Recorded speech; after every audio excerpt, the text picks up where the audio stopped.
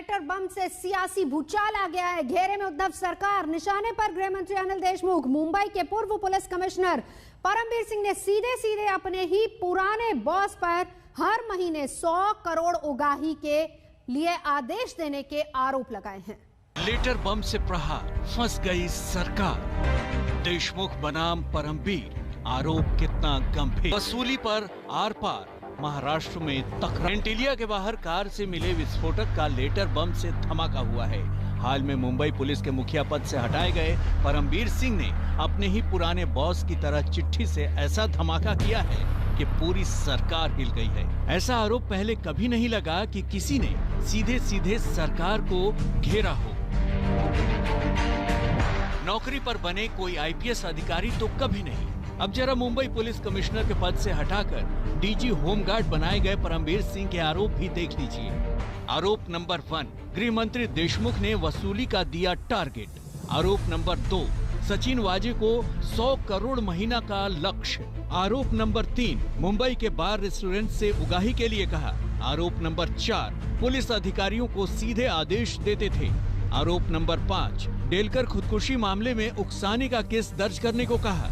परमबीर सिंह ने महाराष्ट्र के मुख्यमंत्री उद्धव ठाकरे को 8 पन्नों की चिट्ठी लिखी, लेकिन उन्होंने इसकी कॉपी महाराष्ट्र के डिप्टी सीएम अजीत पवार, राज्य के गृह विभाग के मुख्य सचिव और राज्यपाल के प्रधान सचिव को भी दी। लेकिन बात यही नहीं खत्म हुई। 20 मार्च को लिखी चिट्ठी उसी शाम मीडिया में भी जारी कर दी गई। परमबीर की चिट्ठी में गृह मंत्री अनिल देशमुख ही निशाने पर रहे। सबसे बड़ा आरोप हर महीने 100 करोड़ की उगाही के आदेश का है। इनमें से आधा हिस्सा मुंबई के बार और रेस्टोरेंट से वसूलना था। चिट्ठी के मुताबिक मुंबई के 1705 बार और रेस्टोरेंट से हर महीने 2 से 3 लाख वसूली को कहा गया। यहाँ से हर महीने का टारगेट करीब 50 करोड़ का था। मुंबई के पूर्व पुलिस कमिश्नर ने अपने इस बारे में अपने मातहत से व्हाट्सएप चैट का भी जिक्र किया। अब जरा 16 मार्च को परमबीर सिंह और एसीपी पाटिल के बीच की चैट भी देख लीजिए। परमबीर सिंह फरवरी में गृह मंत्री से मिले थे, तब कितने रेस्टोरेंट और बार की बात कही, कितना पैसा वसूलने को कहा। एसीपी पाटिल 1750 बार और रेस्टोरेंट, हर बार से महीने में 3 लाख उगाही को कहा। महीने में 50 करोड़ का टारगेट था। परमबीर सिंह, इससे पहले तुम गृह मंत्री से कब मिले? एसीपी पाटिल, हुक्का ब्रीफिंग के 4 दिन पहले। परमबीर सिंह और वाजे गृह मंत्री से कब मिले थे? एसीपी पाटिल, सर मुझे सही तारीख नहीं याद है। परमबीर सिंह, तुमने कहा था कि तुम्हारी मुलाकात से कुछ दिन पहले। एसीपी पाटिल, हाँ सर, फरवरी के अंत में। 3 दिन बाद यानी 19 मार्च को भी परमबीर ने एसीपी पाटिल से बात की। ये बातचीत भी गृह मंत्री अनिल देशमुख के आदेश और उगाही को लेकर ही थी।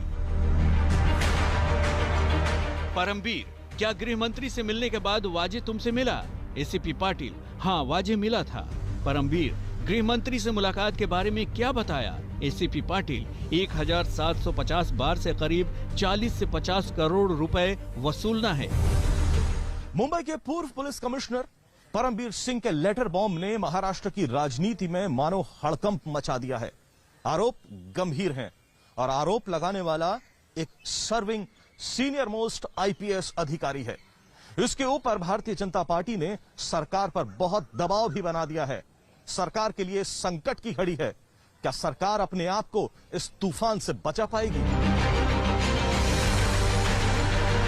कल चिट्ठी आते ही इसके असलियत को लेकर सस्पेंस बना रहा। ये चिट्ठी ना तो परमबीर के आधिकारिक मेल से आया और ना ही इस पर परमबीर के दस्तखत थे। इससे लेकर सीएम दफ्तर भी शुरू में कुछ कहने की हालत में नहीं था, लेकिन जल्द ही परमबीर ने खुद ही सारे कयासों को खत्म कर दिया और बता दिया कि चिट्ठी उन्होंने ही लिखी। अब चिट्ठी के प्रहार पर सरकार फंस गई है। सीएम उद्धव ठाकरे से लेकर एनसीपी सुप्रीमो शरद पवार तक घिर गए, क्योंकि परमबीर ने चिट्ठी के बाद पहले ही दोनों तक पहुंचाने का जिक्र किया। विद्या के साथ पंकज उपाध्याय, मुंबई आज तक। तो चिट्ठी बम के बाद सियासी हलचल लगातार तेज है। मेरे सहयोगी कमलेश सुतार ने इसी को लेकर संजय राउत से बात की। क्या वो कह रहे हैं, जरा सुनते हैं।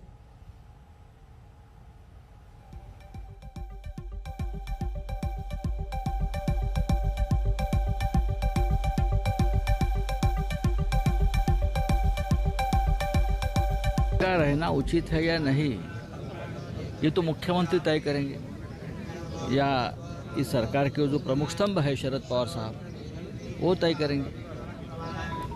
नैतिकता के आधार पर बहुत सी बातें की जाती है, और जिसे मराठी में सत विवेक बुद्धि बोलते हैं हम, वो भी एक आधार होता है। लेकिन कभी कभी झूठे आरोप भी, जिस तरह से लोग आजकल जो एक नया ये निकला है कि इतने ज़ोर से झूठ बोलते हैं कि लोगों को लगता है सच है ये। हाँ, तो उस बारे में भी देखना पड़ेगा। ये मानते हैं आप कि इन आरोपों में सच्चाई नहीं है, ऐसा मानते हैं फिर आप? नहीं, देखिए, मैं सरकार का हिस्सा नहीं हूँ। अगर मैं सरकार का हिस्सा होता तो ज़रूर मैं उस बारे में मेरी बात सामने रखता। मैं सरकार से बाहर हूँ, जो मुझे दिखता है, जो मुझे सुनता है, उस बारे में मैं मेरा मत बनाता हूँ। बातें लगातार की जा रही है कि जिस तरह से घटनाएं हो रही है, सरकार अस्थिर बनती जा रही है, और ये भी कहा जा रहा है कि महाराष्ट्र की सरकार की घड़ी अब शायद गिनी हो सकती है, या फिर राष्ट्रपति शासन की भी बातें की जा रही है। देखिए, राष्ट्रपति शासन लाना है तो बहुत पुराना सपना है बीजेपी का।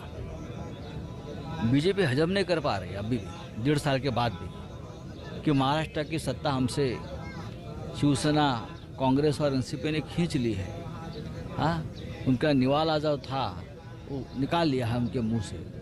ये हजम नहीं कर पा रहे हैं। देखिए, डेमोक्रेसी में ये हजम करना चाहिए कि आज हम सत्ता पे नहीं है। कभी कभी ऐसा भी होता है, सत्ता से दूर जाना पड़ता है।